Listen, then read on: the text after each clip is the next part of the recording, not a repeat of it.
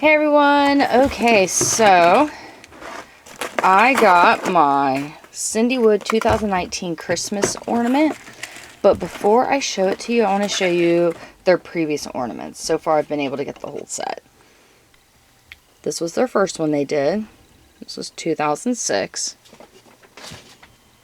Now the second one they did 2007. Sorry, 2000. This was the first one they did in 2016.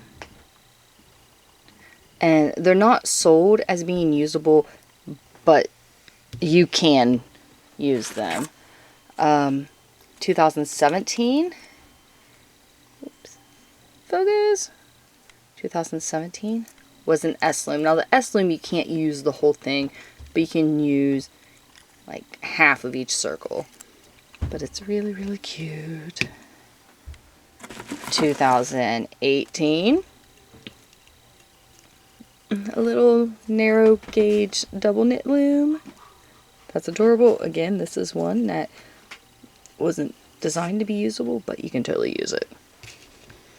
And now for 2019, it is their new Universal X loom that Scarlet Royal designed. How awesome is that? So we got 2016, 2017, 2018, and 2019.